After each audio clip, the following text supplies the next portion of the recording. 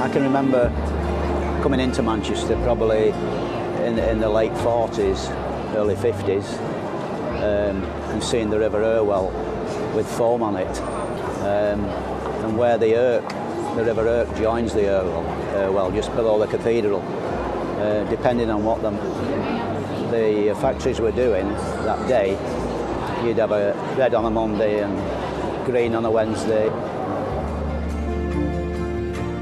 My granddad used to work just outside the city centre, and I can't remember what factory it was, but they used blue dye, and they had blue cats and dogs because it used to blow on the air. It used to come out the chimneys, this kind of powder, and it'd settle on white cats and dogs and dye them blue. If you were daft enough to put your washing out anyway, everything would come back in blue.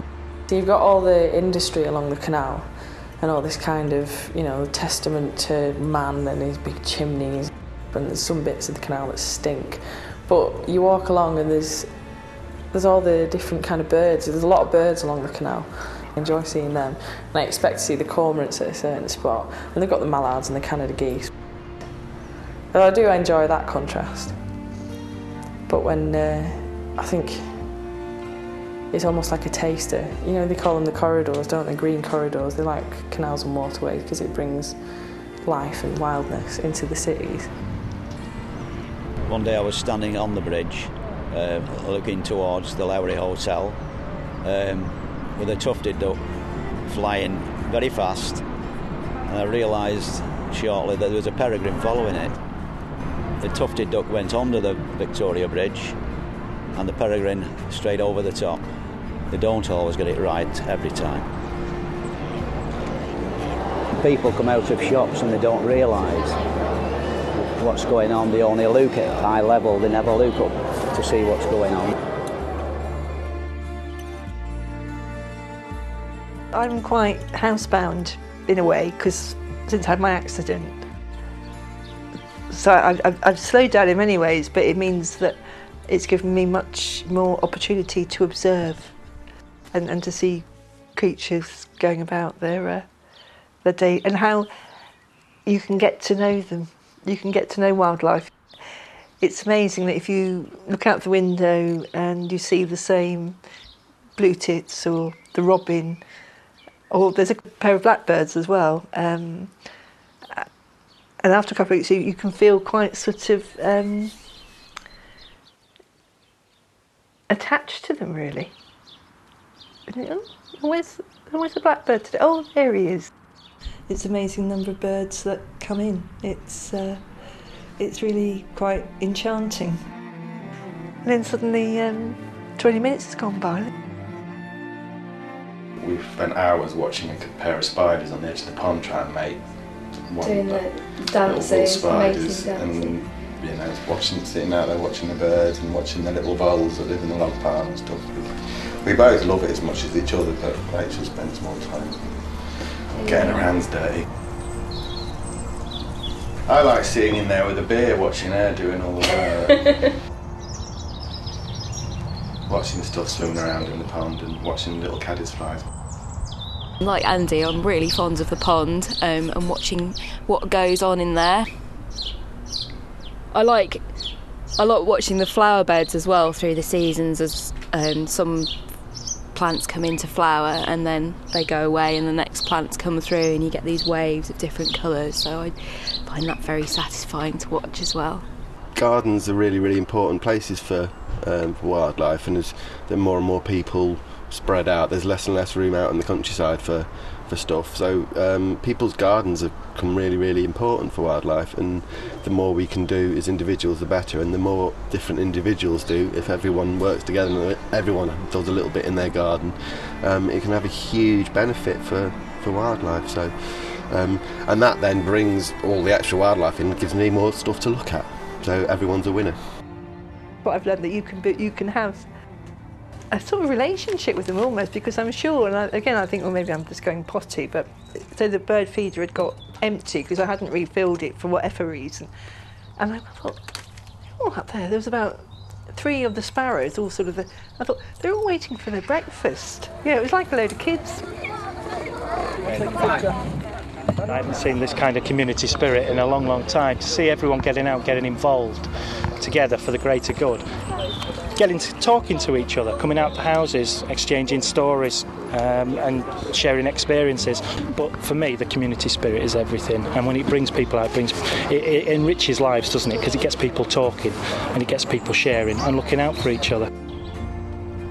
It's that connection, and you see it every day. There's, you know, the goldfinches on the feeders, or you get those magic moments.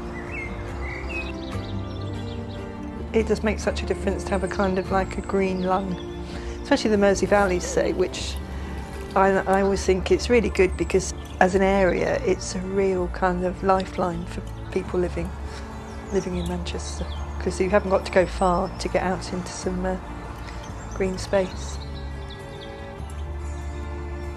I don't mind a walk, so I like Chalkneys and Ivy Green. Go down there loads, got a bit of woodland, some grassland, some ponds, nice mixture of stuff. Get to see the herons in the heronry, listen to them clacking away. I had a very close encounter with a pair of foxes down there the other week, and seen stoats and I nearly got flown into by an owl once as well on my way home one evening. Like a countryside on your doorstep, but it was and is. It's just round the corner.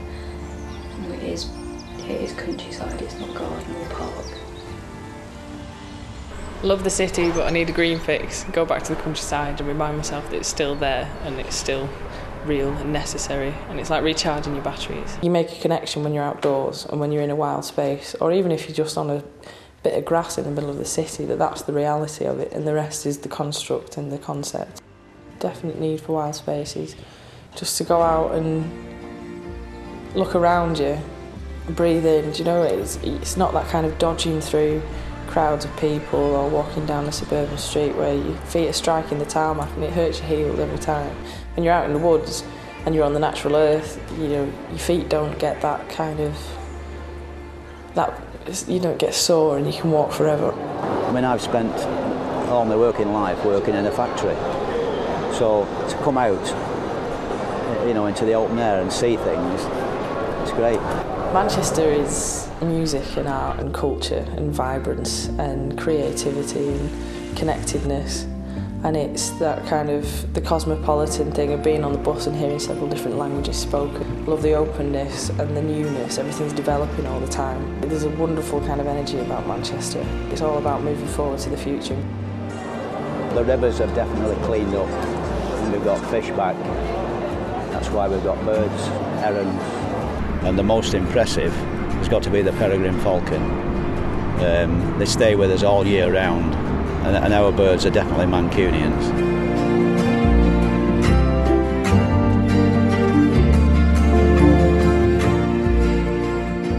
Nature's important to me because I think it's really beautiful. It gets us outside, we get excited about all the things we see, and we get healthy and just enjoy the world around you. I think nature just makes a difference in terms of making the environment a pleasant place to be in, and having a garden and being able to go to parks. Manchester is a good place for nature because there are lots of parks there and lots of wildlife animals. I spend as much time as I can outside enjoying nature and wildlife and helping others to enjoy it as well. It's relaxing, it's enjoyable, it's fascinating, there's always something new to learn. It makes life much more exciting to be able to see birds and plants and trees, and rather, especially in the city, you need stuff like that. I think getting people involved is really important because the nature's there, you just need people to go out and appreciate it to make it an even better place for those creatures and plants and everything to live. Save those habitats and preserve them, because all the little species they need, all those little things, everything from the woodlice to the eagle. Manchester's a great place for nature. You've got a variety of different habitats, whether it's the country parks, the parks in open spaces in the centre of towns, whether it's the streets. There's just nature everywhere in Manchester.